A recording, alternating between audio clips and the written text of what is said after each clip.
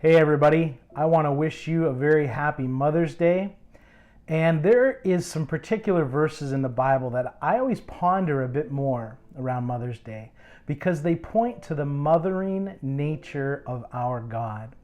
And it's these verses about being protected or under the wings of God. And there's a particular verse where Jesus says he longs to gather and unite the people of Israel like a mother hen would gather her chicks and tuck them in under her breast and wing.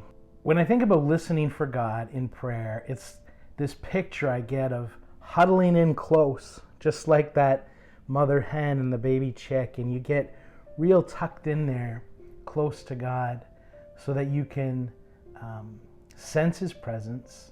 You can share all the things that you are, and you can allow God to comfort you. You can allow God to speak the things that God has to say. Chickens cover, gather, and protect. They call to mind mothering. There's a theologian by the name of Richard Rohr, and he speaks of the opening words of Genesis in the Hebrew language that say, God's Spirit hovered over the formless void. Now, this verb that's used to hover is again the same verb that's used for the Holy Spirit that's overshadowing the womb of Mary when she is pregnant with Jesus. And to hover is the verb used for a mother hen or a brood hen flapping her wings to warm the eggs or protect the chicks. So the very first image of God we have in the Bible is nurturing. It's mothering. Today I have a special guest for us. Kristen Kentie is a woman and mother who is part of our village church. She has experienced the joy of birth as well as the heartbreak of losing a newborn. She covers, gathers, and protects. She reflects the image of God in her mothering ways. She's going to share with us how prayer and listening for and hearing God has impacted her over these past weeks and how God is shaping her life of prayer as a woman who embodies the heart of God.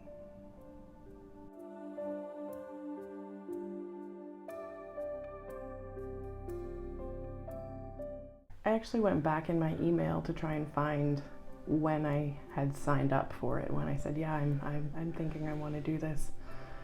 Honestly, probably God, because I don't know. I was ready to do something for myself, something that would just allow me to spend time alone in a sense and, Right. step out of my current reality and, be able to focus on myself. So I think that's probably why I signed up to come. I know the first week I sat in the car and thought, I don't even know if I want to go in. I'm here, but I'm not sure if I'm actually ready for this. Right.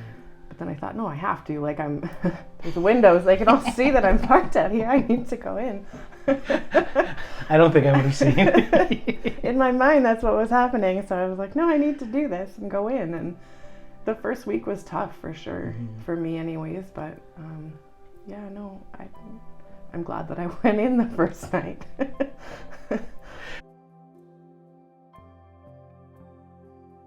So a lot of the conversation I had with God during the sessions was focused on my grief journey after losing Theodore. And I definitely heard a lot of encouragement that whatever it is I'm doing that's helping me through is the direction I need to be going towards.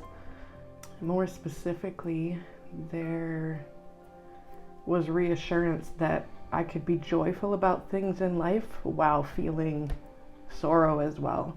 That it was okay to have joy during grief. And that was kind of a big comfort, I guess, right? Right. I don't know if that would have come about had I not attended the sessions. I don't know that I've ever really been so intentional about my conversation with God. I know it's a conversation that makes sense to me, that it's like this, right? You can sit and have a conversation, a two-way conversation with God, and that's pretty cool. I don't know if the realization that I could have joy while grieving would have come so quickly in the process. So at one point we were asked to read through some of the Psalms, and specifically Psalm 103, verse 2. In the version I was reading said, "Let all that I am praise the Lord. May I never forget the good things he does for me." And pretty much with every week I felt the question after that was, okay, well, what do you want me to hear from that? Like, that's great. Why are you pointing that verse out? And so the conversation back and forth that I have written down basically just says, God's telling me, make a point to list the things that are good in your life. Your focus right now is so much on what has happened that's sad. So make a point to write down the things you can be joyful for, and to look back on that, right, during those times. And, you know, my kids drive me crazy, but I'm happy that I have them. So remembering that, right? Yeah. I don't remember what week it was on, but when I had left the church, I had texted Christian and said, I'm not really ready to come home yet. I'm going to go park somewhere. He said, yeah, no problem. The kids are sleeping. So I went and found a spot, and it had just started to rain a little bit, but I didn't pay much mind to it. Kind of pulled over and just put the radio on and listened to some music. And whatever song it was that happened to come on, the line that I heard was, "In the midst of pain, let me feel your joy." It's a Laura Dangle song. Yeah. So I was like, oh, and I look it up quick on my phone because I wanted to know the content of the song. I didn't know the rest of the words. I've probably heard the song 100 times and just never knew that line was in there.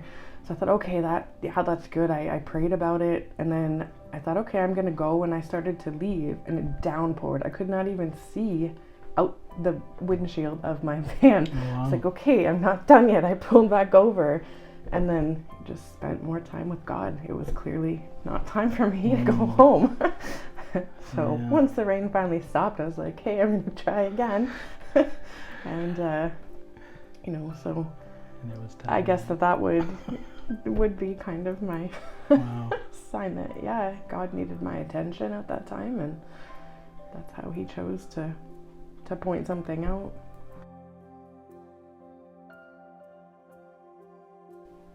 I think specifically after the Hearing God sessions is just being more intentional about the time that I'm spending in conversation with God and the writing it down.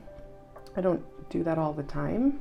I don't always have a pen and paper, right? If I'm out for a walk, it's a good time to just have conversation, but not being able to jot it down. So, but just making time to do that too, because going back and reading things I've written down a month ago in conversation that I'd had with God is like, oh, right. Like, it's a nice reminder of comfort that he's given, or something that I should be praying for that slipped my mind, or things like that.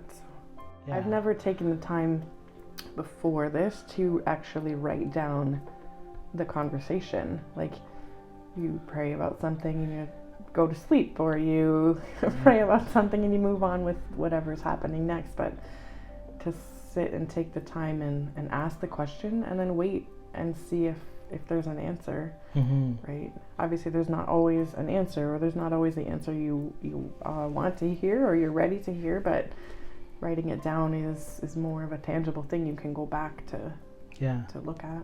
Yeah. There was the one night I had my table, there was no one there from that table, so me and someone else, we got moved up to a different table anyways, and we were sitting with the older couple, Jean and Joe. Yeah. And so that night was very overwhelming. I think that was the night that this all kind of came out afterwards in the conversation where I couldn't leave the parking lot. But at one point when she was praying for me at the end, she made a point to pray for my husband and kids at home. And at first I didn't really think anything of it. I thought, okay, right, that's lovely of her to say. And I got talking to her after, and I said, I don't know if you know much about my story, whether you've seen, has been praying for us all through January, February, whatever. She said, oh, no, I don't. I didn't see any of that. And I thought, how did she know I have a husband and other kids at home? Mm-hmm. So clearly God was directing her to be praying for us, even though she has no idea who I was at the time. Praying specifically for Christian and the kids. I was like, oh, like, thought about it after. Wait a second, I don't know you. I've just met you. Like, how do you know to be praying for that? So I think once you understand that prayer is conversation with God, it makes it a little bit easier. You're not worried about the formality of what words you need to be saying and what order you need to be praying things in. If you forget to say that you're super thankful for something that happened and you just go right into, God, I need help with something, he's not going to ignore your prayer, right? Like, so just being comfortable enough to sit and have that conversation and not worrying about what's the right way to do it. Also, writing it down is helpful because then you can go back on it. Maybe you're not hearing God directly while you're praying, but you may see things happening in your life or in other people's lives that you've prayed for, and if you've written it down, then it's a way to kind of go back and see, like, oh right, like I did pray for whoever it was, a couple of months ago, and now, they're doing better or they're in a better place. So I don't know. That's really helpful. And it reminds you, like, oh yeah, God was in that, right? Like, I brought that to the Lord, and here are the kind of results of it. Yeah. I think that's something that I kind of learned from the seminars, was that first thought that pops into your head after you've prayed something could very well be God's response, not answer. He's not always going to answer what you're praying for, but that's his kind of response. There's a few conversations I had written down where there is no answer afterwards. Nothing's really coming into my mind. So maybe asking a different question is the way to go about it, or and there's a few that just say to wait or to pray more. It's when I hear the same thing several times in the same wording, just a recurring thought that has come into my mind right from after Theodore died up until now, is that my thoughts are valid. And it's come back quite a few times. And so just a comfort in knowing that the things that I'm thinking about, the way that I'm processing things, that it's good. It's what I should be doing. So I don't know. I chalk that up to God and not just me convincing myself that what I'm thinking is okay. Right. It's interesting because partway through, I think it was after how many sessions? There were 6. So I think after the 4th one, the conversations kind of changed focus to other things, which was good in a way, but I was so focused on the whole grief process at the beginning. Sure. And then it kind of switched to just, now what? Like, it was just other things in life. At one point I felt led to write down names of people to be praying for, and realized that they were all people who have gone through something similar. Not necessarily the death of a child, but just something similar. So that was interesting to kind of remind me in a way that I'm not the only one going through something, but also to, I don't know why it was there, but there's a short list of people to pray for that are struggling. So I've had people ask me some pretty tough questions already, just people who have had miscarriages or stillbirths or whatever. They'll come out and just ask, like, how do you know God is with you during this? And I'm like, ooh, like, that's a big question, right?